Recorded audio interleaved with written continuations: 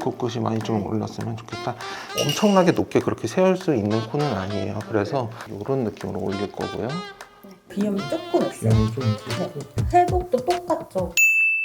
코 때문에 오셨는데 혹시 원하시는 코 모양이라든지 사진 이런 거 있을까요? 보시면은 눈 사이에 여기 콧대 높이감도 상당히 있고 코끝도 거기에 맞게 높고, 그리고 라인으로 보자면 약간 직반 라인에 가까운데 이렇게 최대한 좀 화려한 스타일 원하시는 거 맞으신가요? 근데 코끝이 좀 코끝이 많이 좀 올랐으면 좋겠다.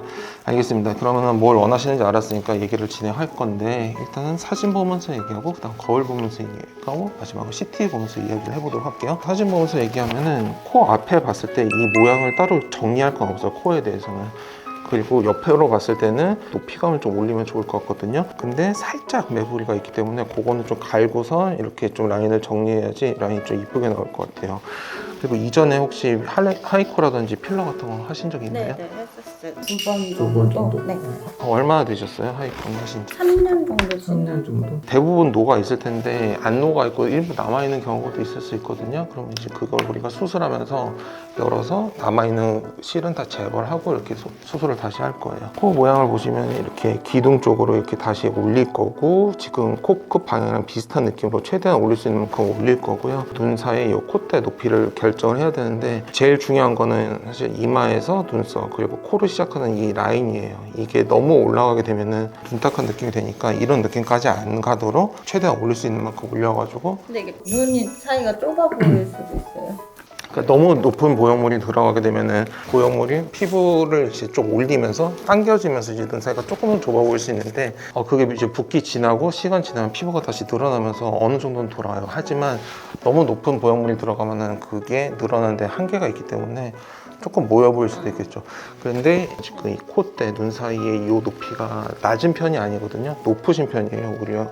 그래서 그렇게 많이 높일 수는 없어요. 높일 수 있는 만큼 올릴 거고, 보형물이 다른 분보다는 이제 좀 얇은 게 들어갈 거거든요. 그래서 눈이 좀 많이 모여 보인다든지 그런 건 없으실 거예요. 인중은 인중은 어쨌든 우리가 코를 높이면 높일수록 이 살은 이렇게 같이 이렇게 따라가거든요. 네. 처음에는 이런 느낌이 있을 수 있는데 한 3개월 지나면 이게 다시 이제 뚝 떨어질 겁니다.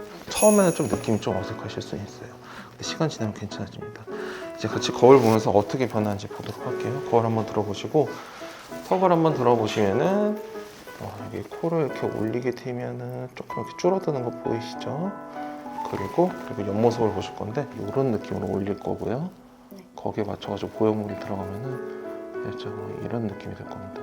근데 이게 너무 많이 높이게 되면 약간 이런 느낌이 될 거거든요. 많이 어색하죠? 네. 그래서 약간 이런 느낌으로 만들게, 어색하지 않을 정도로 최대한 높이는 느낌으로 이렇게 진행할 거예요. 그 다음으로 결정해야 될 게 이 코 기둥을 무슨 재료로 쓰느냐를 결정을 해야 되는데, 크게 두 가지가 있어요. 비중격 연골 있고 가슴 연골 있거든요. 같이 일단 CT 보면서 비중격 연골 크기가 어느 정도인지 보도록 할게요. 보시면은 하얗게 보이는 이 부위가 뼈 부분이고 희끄무리하게 보이는 부분, 그 사이가 비중격 연골이거든요. 그리고 우리가 쓸 수 있는 거 크기를 대략적으로 보면은 2.4cm 이 정도로 측정이 돼요. 근데 이거 다 쓸 수 있는 게 아니라 위에 1cm는 남겨두고 쓰기 때문에 실질적으로 쓸 수 있는 건 한 1.4cm, 넉넉 잡아서 1.5cm를 쓸 수가 있어요. 여기서부터 1.5cm가 올라오게 되면은 이 정도 느낌으로밖에 올라오진 않거든요.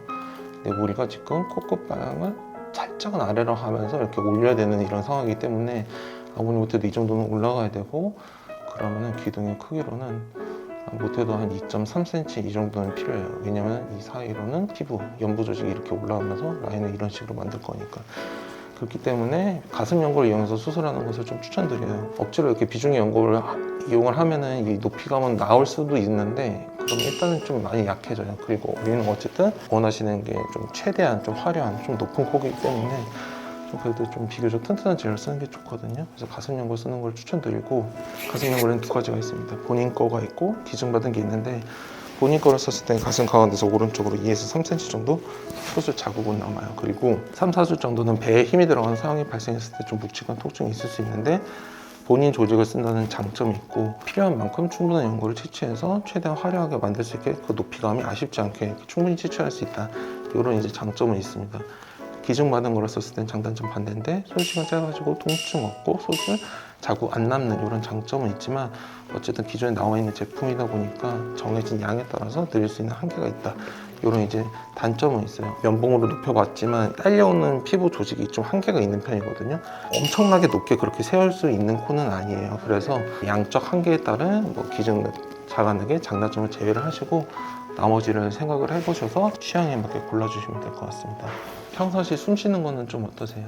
가끔씩 코는 막히고 비염 조금 있어요. 비염이 좀 있으시고 우리가 일단 수술적으로 교정할 수 있는 거는 구조적인 문제에 대해서 좀 해결을 할 수 있는데 가운데 있는 뼈는 비교적 틀어지진 않았거든요. 지금 비교적 반듯한 편이고 여기가 오른쪽이고 왼쪽인데 숨 쉴 때 제일 중요한 부분은 이 합의각계라는 부분이에요. 하얗게 보이는 선이 뼈고 희끄무리하게 둘러싼 게 점막이거든요. 오른쪽 점막보다 왼쪽 점막이 많이 부어있죠.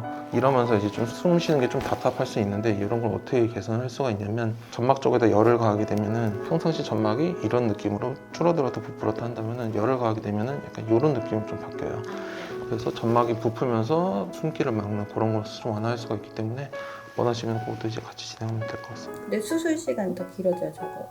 저거 한다고 해서 그렇게 길어지진 않고 어쨌든 추가적으로 들어가는 거니까 안 하는 것보다는 길어지겠지만 그 길어지는 시간이 5분 이내예요. 네. 회복도 똑같죠. 크게 상관없습니다. 큰 붓기가 이제 다 빠지려면 한 달 정도 보고 있는데 저걸 한다고 해서 그런 붓기가 빠지는 기간이 더 늘어난다든지 그러진 않아요. 예, 더 궁금한 거 있으실까요? 아 근데 이게 네. 수술 후에 네네. 혹시 막 한약이나 약 같은 거 언제쯤 먹어요? 어떤 약 드시는데요? 녹용 같은 거. 녹용 같은 거? 한 팩을 먹었을 때 어떤 성분이 얼마큼 들어가 있다 그런 게 이제 안 나와 있기 때문에 그래서 먹는 건 추천드리고 싶진 않아요. 그래서 그거를 드신다면은 붓기 다 빠지고 어느 정도 좀 안정화되는 기 아무리 못해도 한 달 뒤에 네, 이렇게 뭐 드시는 거는 크게 상관없을 것 같습니다. 혹시 더 궁금한 거 있으실까요? 알겠습니다.